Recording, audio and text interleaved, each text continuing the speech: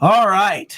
We are live according to all the widgets and buttons up here. So I've got a esteemed group of humans here with me that have all been part of the CompTIA working group. Now, all of the faces are contained on below, but in this series that I'm going to introduce in just a second, we are basically just going to be a come and go. Whichever members of the working group can pop in and run it. Some weeks I will or will not be here.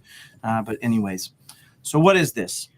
This is October, which means it is traditionally Cybersecurity Awareness Month. Everybody's aware. We all know it sucks. We have things we need to do. So we are co-opting this month to make it CompTIA Trustmark Working Group Take Action Series Month. And the intention of this is to give you one little actionable item that you can take as an MSP or as a practitioner out there and execute right now in your organization. And then next week, have it done when we come back and report in the chat to us. So if you're here, say hey in the chat. We'll bring it up. But we're going to kick off with it. So, Chris, what is this week's topic? What are we talking about here, brother? We're talking about security officers or information security officers. And I think it's something that we often overlook. And particularly with smaller companies, we don't tend to think about ourselves as needing to, identify or call out this role. Yeah. Mark, what are your thoughts on somebody being the sucker? In my opinion, I just didn't walk back fast enough when it was asked if I wanted to be the security director, right? But tell me about that a little bit. Mark P. Menzies, I'm calling you out, bro. I think he's frozen. Is he frozen? He's frozen. Mark, I'm talking to nobody. I can tell you what it means to me. You do it, brother. Go. Yeah. So I very personal decision. This about 4 years ago had came into an old MSP I'd been in back in and really wanted to establish cybersecurity as a practice, not sell product. And this was the first tackle I had, right? Was we need to define roles, and it can sound simple. It's not.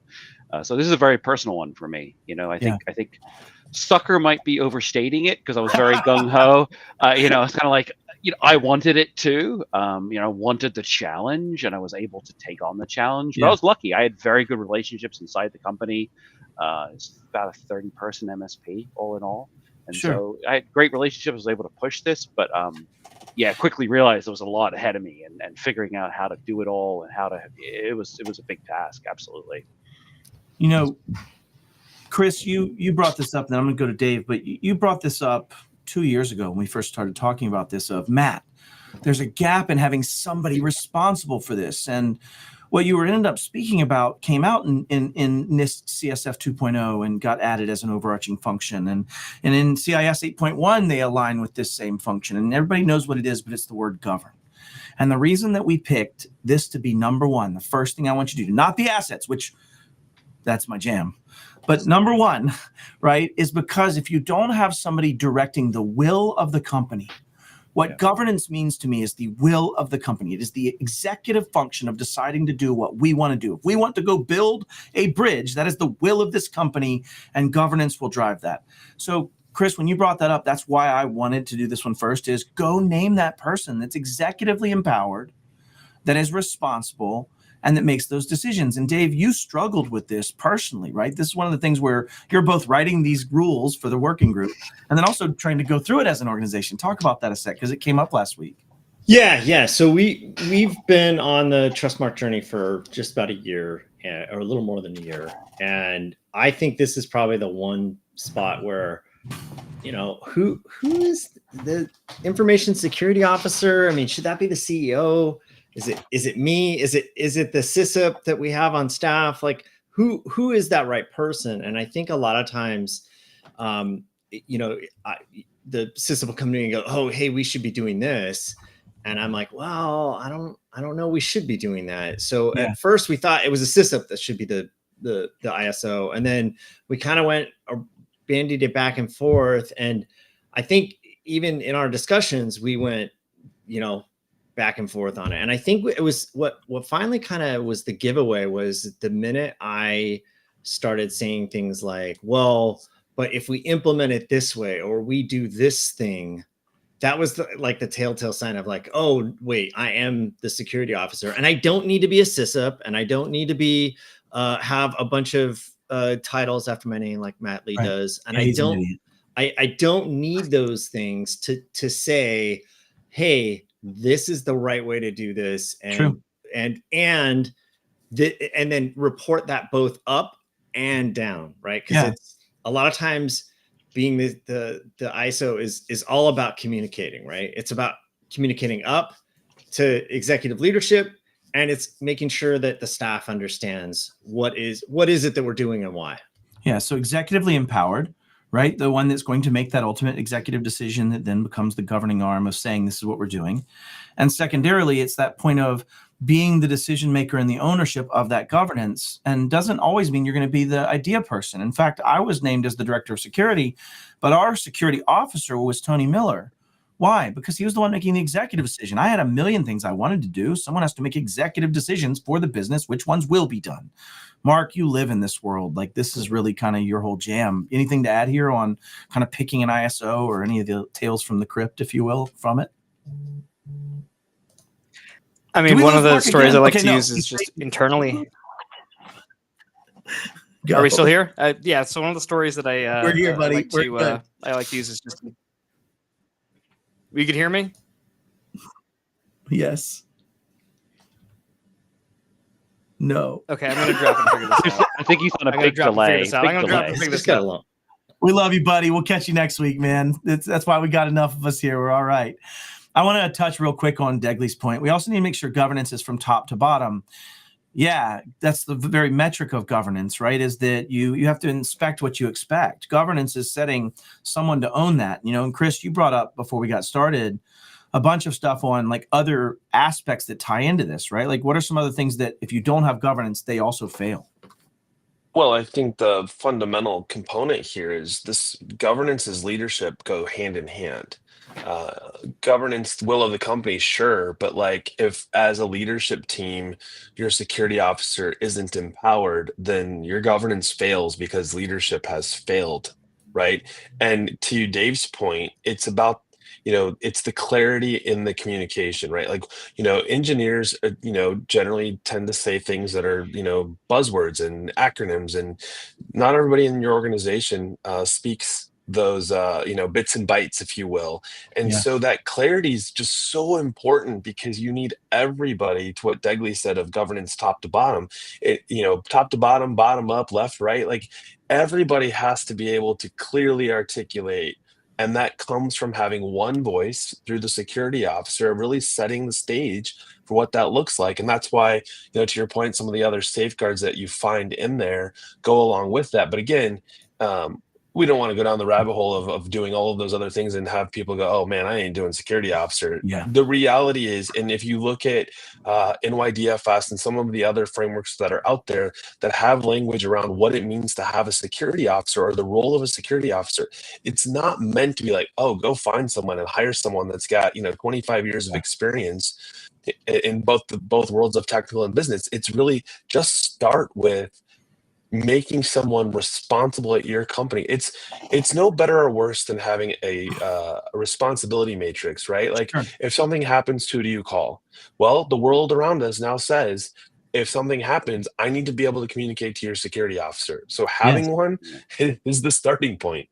That's right. And they go ahead, Dave. No, I was just gonna say, and that it really is. I want to go back to this because being the security officer isn't a technical role at all. Like, and not necessarily a tactical role or operational role. You're not doing it. Like, right? That was the other thing I came to. It was like, oh, I'm the security officer. I got to do all this stuff now. No, that isn't it. You have to make sure that people are traveling the right road, and that you're talking about, like, if the one task this week was, hey, I'm now the security officer, what should we talk about?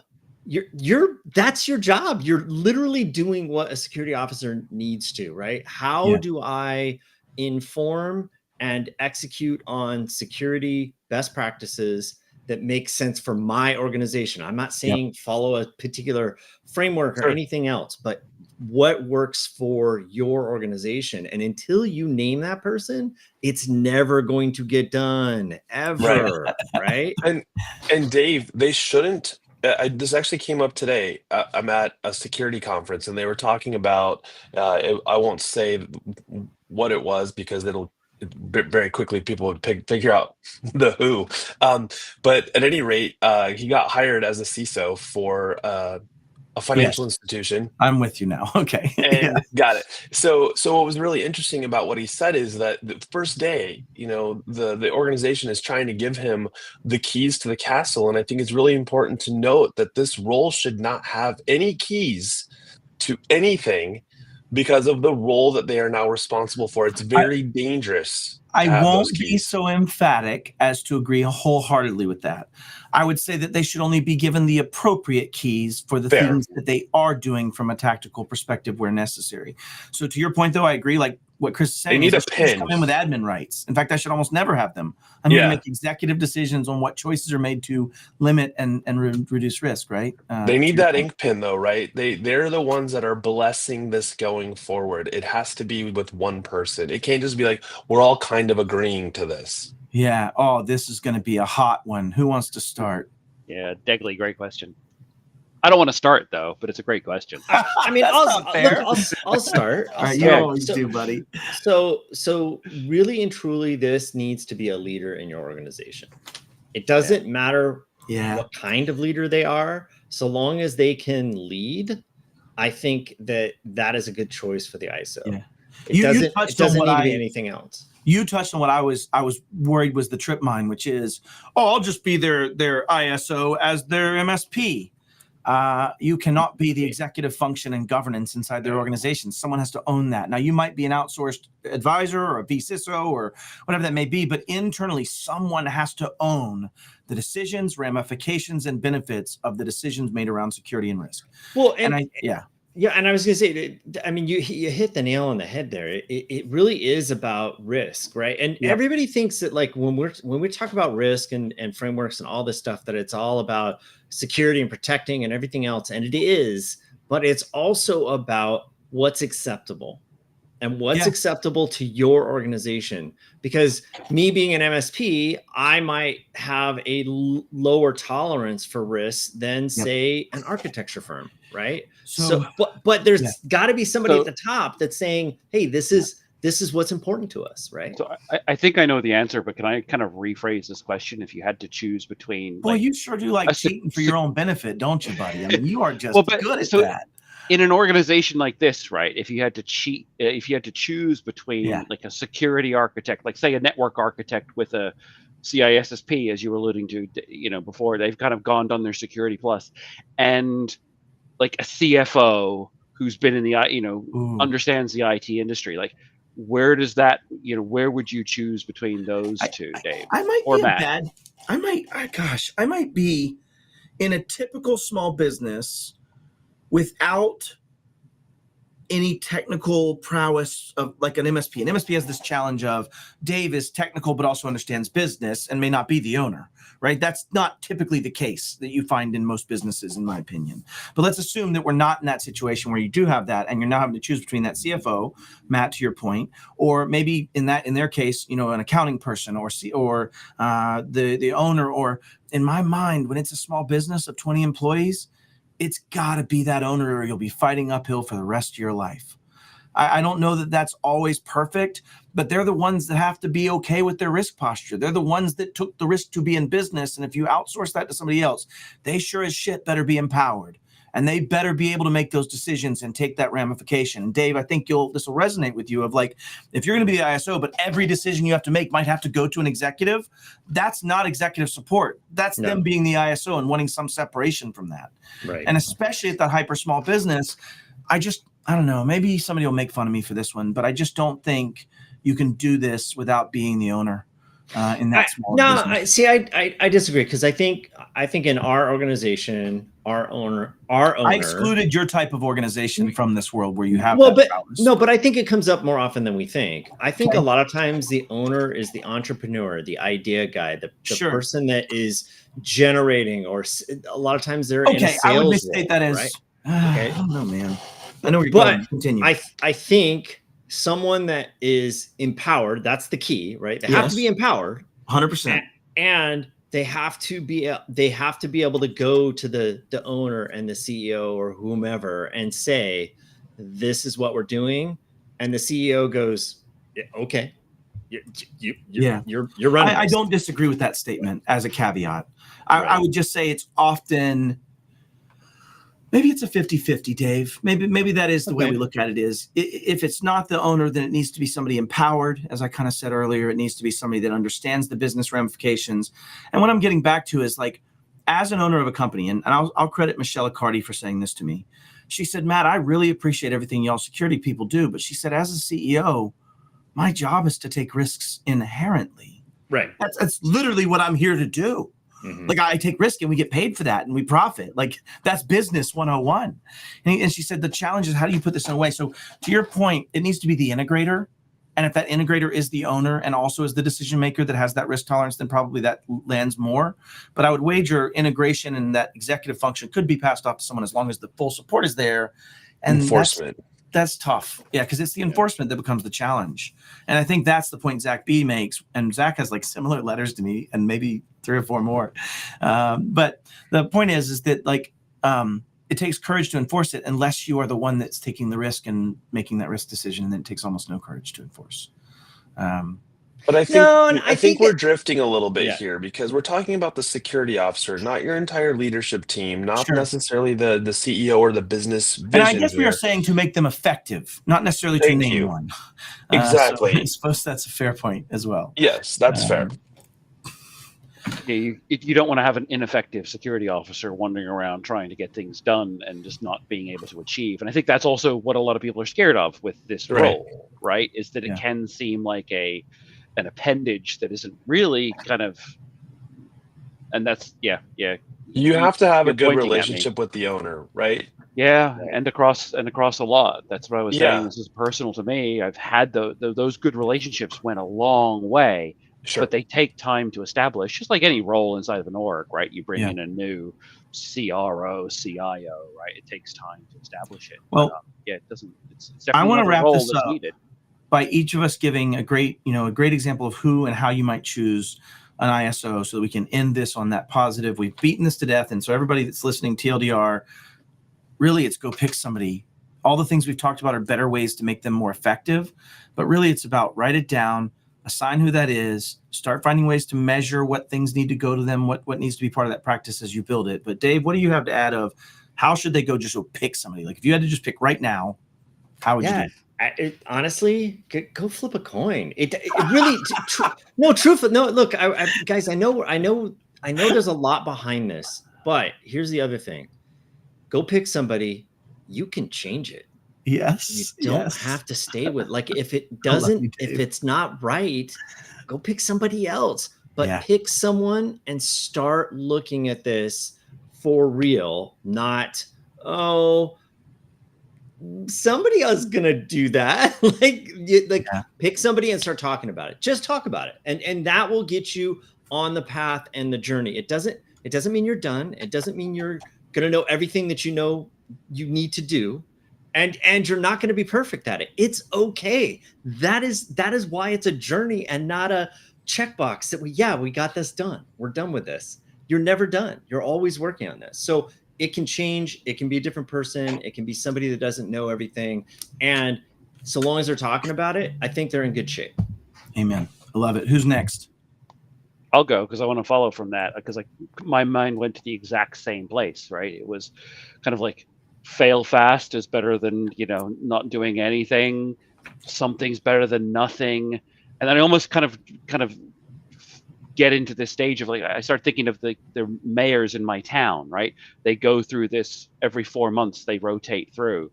It might just be something that you define as a shared role if you can get good documentation behind it. But give people exposure, let them own it, and see where it goes, and then reassess in 12 months, something like that. 100%.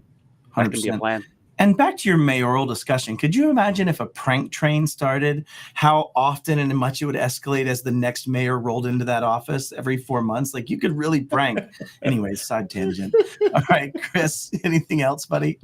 Yeah, I was just going to say, I think, we talk about the Trustmark, we talk about having compliance within organizations, and obviously it all revolves around leadership and governance. And I think you said it at the beginning, the will of the company. If you want to start showing evidence and that your company is going in a direction where cybersecurity is important, I think this is a big step in that direction, because it identifies that you've put somebody sort of in charge of overseeing what will develop into a program. Yeah, 100%. I don't think I can add any more. I think if I was just going to kind of rehash what was said, it is just pick, to Dave's point, fail fast, to Matt's point, and don't be offended that you have to shift that role. Talk about it as maybe a role that'll pivot around the organization, or even a shared role where there's certain amounts of shared responsibility that plays in there. I'm going to bring that up as well, Dave. And then to Chris's point, right, you can build that excellence as time goes. And during that, Bob Miller, which is never surprising when Bob and I agree on something at level like 100, but Bob says, and I don't think I can fit it on here, so I'll just do it real quick and then pop it back down and read it. But Bob says the cross-section of the organization you have to take to be a security officer mandates that they have the authorization. This is, again, that support and direction, as well as the responsibility, right? That they own it, that's theirs, right? Their accountability and responsible to make things happen. Regardless, they have to be the integrator personality types. Maybe that's somewhere where there's some arguability, because this is about quantitatively evaluating the risk, right? Some number or some methodology, whether it be quantitative or qualitative, right? Against business risk tolerance for said risk. They have to be the interpreter of that, wherever that may land. So initially, though, Dave, you're going to find people that get it or don't. Pick somebody and get started now. And you can, if you're going to get any pro level tip from me, it would be make it ISO and then name in a table that can be changed, and you can show it as a change to your document that someone has changed that role, and you've done that as you continue to move forward. So, and even better, come to one of the Trustmark peer groups, right? Yeah. Like if you don't understand something or you're not clear on something, CompTIA literally has so much in the way of resources available. Yeah. And I know, Matt, you've been on that call. I know Chris gets on that call often. There's lots of people that will get on that call and contribute if you're stuck and you don't know and you're like, God, what am I supposed to do as an ISO? Hold on, let me get you in there. Yeah. 100%. I don't want to beleaguer this point, y'all. Please tell me, if you will, if you've watched this and you come back next week and come back next Friday, same time, and let us know who you picked. Don't necessarily give us a name. Keep it OPSEC, boys and girls, but tell us how you picked and who you picked. And if you're already in the chat, let us know, people who watch this evergreen, who you picked, how you picked from a role perspective and how you picked them and whether they aligned with some of the things we were talking about today. And I don't want to miss out another comment coming from Hamza saying sometimes he or they are seen as a threat to business. And I think, to your point, that's where if you do this well, you show that you are actually just driving business along the level of what profit to risk was actually acceptable. And then, good God, Henry Tim, I might drown you sometime. Is ISO an asset? They are a human asset and a role-based asset that must be managed and maintained. Yes. Assets are next week, Henry. Come on, slow down. Dang it. Yeah. I pick all you, Degley. I'll take your ISO role, no problem. And now this is probably contractual because we're on a video thing. But Yeah. anyways, appreciate everybody. See y'all next week.